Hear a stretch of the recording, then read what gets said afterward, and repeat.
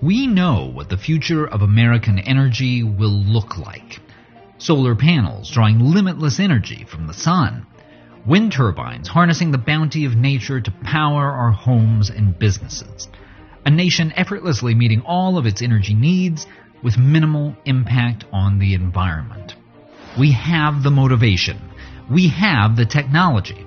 There's only one problem: the physics.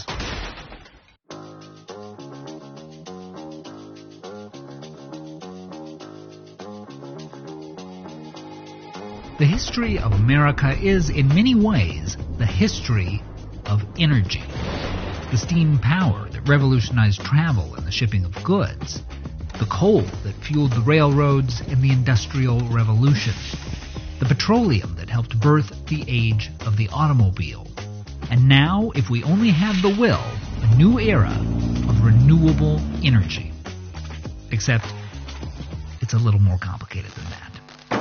It's not really a matter of will, at least not primarily. There are powerful scientific and economic constraints on where we get our power from. An energy source has to be reliable.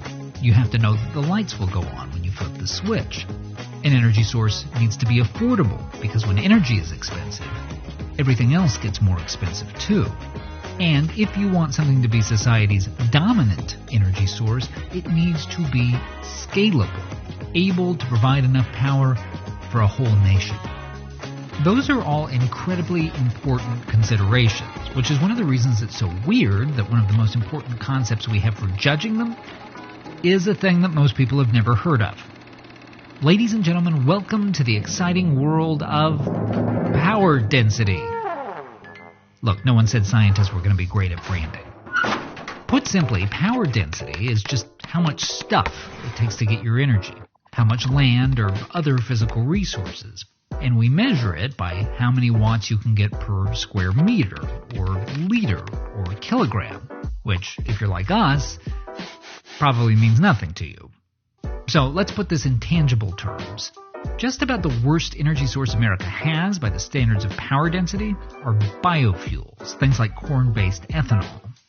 Biofuels only provide less than 3% of America's energy needs. And yet, because of the amount of corn that has to be grown to produce it, they require more land than every other energy source in the country combined.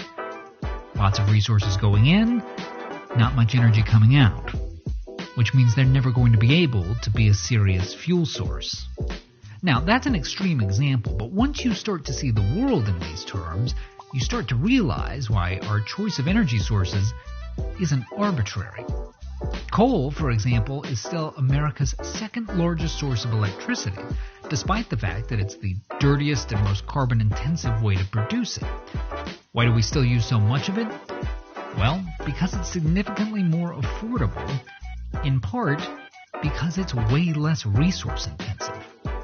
An energy source like offshore wind, for example, is so dependent on materials like copper and zinc that it would require 6 times as many mineral resources to produce the same amount of power as coal.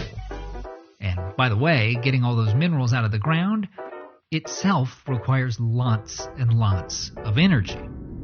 Now, the good news is that America has actually been cutting way down on its use of coal in recent years, thanks largely to technological breakthroughs that brought us cheap natural gas as a replacement.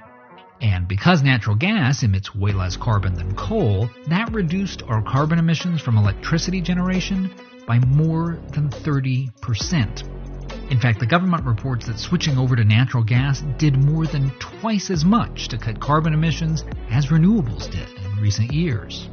Why did natural gas progress so much faster than renewables? It wasn't an accident.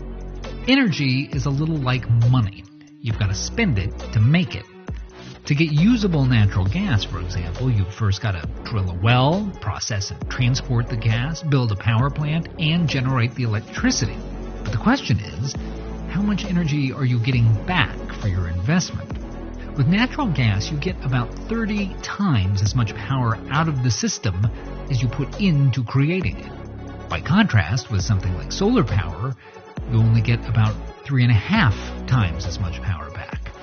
Hard to fuel an entire country that way. And everywhere you look, you see similarly eye-popping numbers. To replace the energy produced by just one oil well in the Permian Basin of Texas, and there are thousands of those, you'd need to build 10 windmills, each about 330 feet high. To meet just 10% of the country's electricity needs, you'd have to build a wind farm the size of the state of New Hampshire. To get the same amount of power produced by one typical nuclear reactor, you'd need over 3 million solar panels. None of which means, by the way, that we shouldn't be using renewables as a part of our energy future. But it does mean that the dream of using only renewables is going to remain a dream, at least given the constraints of current technology. We simply don't know how to do it while still providing the amount of energy that everyday life requires. No energy source is ever going to painlessly solve all our problems. It's always a compromise, which is why it's so important for us to focus on the best outcomes that are achievable. Because otherwise, New Hampshire's going to look like this.